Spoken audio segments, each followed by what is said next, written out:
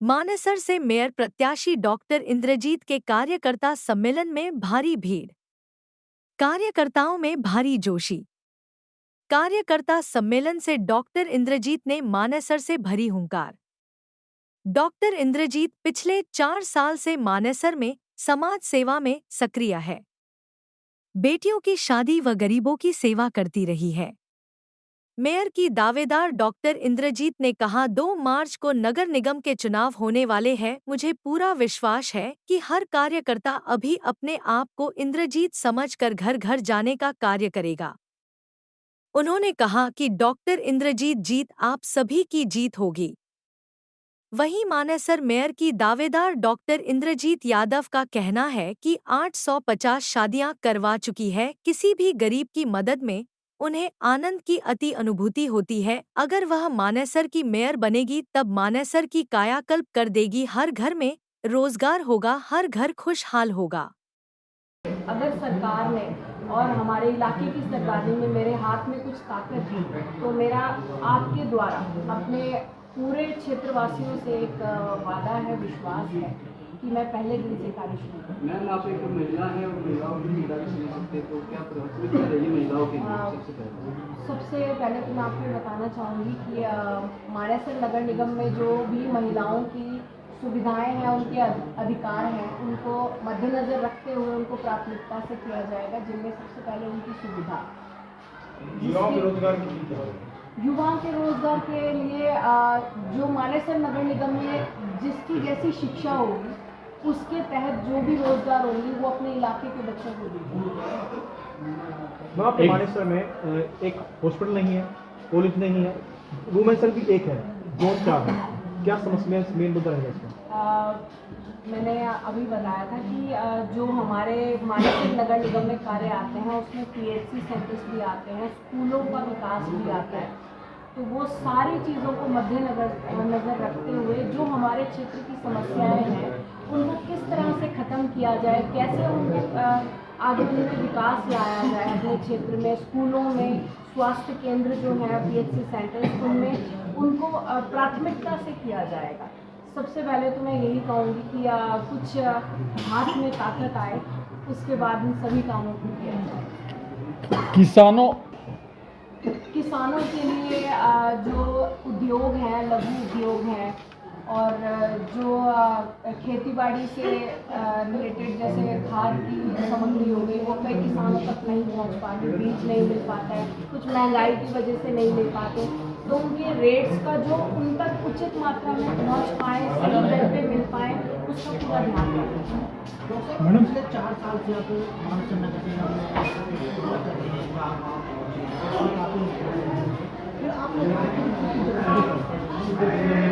आप जानते हैं कि अगर हमें अपने क्षेत्र में कुछ भी काम करना है, अगर मैं निर्दलीय भी लड़ती हूँ तो कल को मुझे सबका हाथ मानना पड़ेगा। अगर मुझे क्षेत्र का विकास तेजी से करना है, इसी वजह से सरकार के साथ जाना चाहते हैं ताकि हम अपने इलाके क्षेत्र के कार्य का विकास। आइए राकेश भाई, बैठ मानेसर के अंदर रेडी पुटिंग वाले की चाह रही है। उनके लाइसेंस जो है वो अभी से हमने शुरुआत करवा दी थी। जो रेहड़ियाँ हैं और जो दुकानें हैं, ये रोड साइड जो नगर निगम में ये चीज़ बोली गई है कि जिनके लाइसेंस होंगे वो रेहड़ियाँ लगाएंगे। तो सब तक ये मैसेज भी पहुँचा दिया है और ये काम एक सवाल आपसे बोलूँगी, क्योंकि आप दिल्ली में जिस तरह से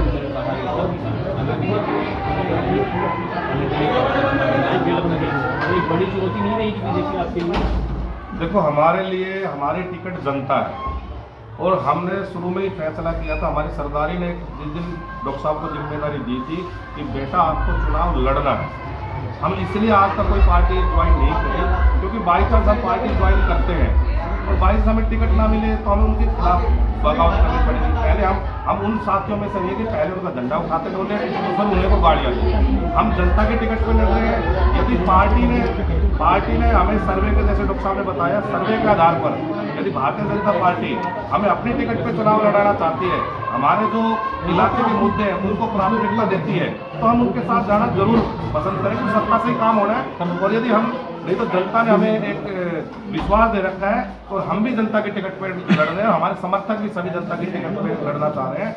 हाँ, यदि पार्टी लगता है उनको, क्योंकि सर्वे जितने भी हुए हैं, क्योंकि पिछले 5 सालों से यदि ग्राउंड में कोई सक्रिय है तो सिर्फ एक ही नेता है, डॉक्टर इंद्रजीत यादव। मनोज जी बीजेपी के लिए भी एप्लीकेशन मांग रहे हैं, ऐसा कोई एप्लीकेशन आपने किया? देखो, हमारे कई समर्थक हैं, काफ़ी समर्थक हैं हमारे लोग, और कुछ समर्थक चाहते हैं कि सत्ता के साथ रह के काम कर रहे हैं। तो हमने जहाँ भी हमारे समर्थकों ने कई लोग अपने एफर्ट्स कर रहे हैं कि सरकार हमें कहीं बुलाएगी तो यदि हमें करेगी तो हम उसको जरूर स्वीकार करेंगे, क्योंकि निश्चित रूप से डॉक्टर साहब ने बताया कि मेयर बनने के बाद भी हम निर्दलीय बनते तो भी हम सरकार के साथ जाएंगे, क्योंकि काम सरकार के साथ रह के ज़्यादा हो सकता है। इसलिए लेकिन यदि हम निर्दलीय जीतते हैं तो हमारा सरकार में ज़्यादा दबाव रहेगा। ठीक है, ठीक है। पीछे से आवाज ना आई। राम राम जी, राम राम जी, कैसे हैं आप सब? आपका हमारा सबका इंतजार खत्म हो गया। आप जानते होंगे इलेक्शंस डिक्लेयर हो चुकी हैं। यहाँ पहुंचे सभी मेरे आदरणीयों को मैं सादर नमन करती हूँ और अपनी माणेसर नकली इस धरती को चुचकाकर आज अपने कार्य की यहाँ से शुरुआत करती हूँ।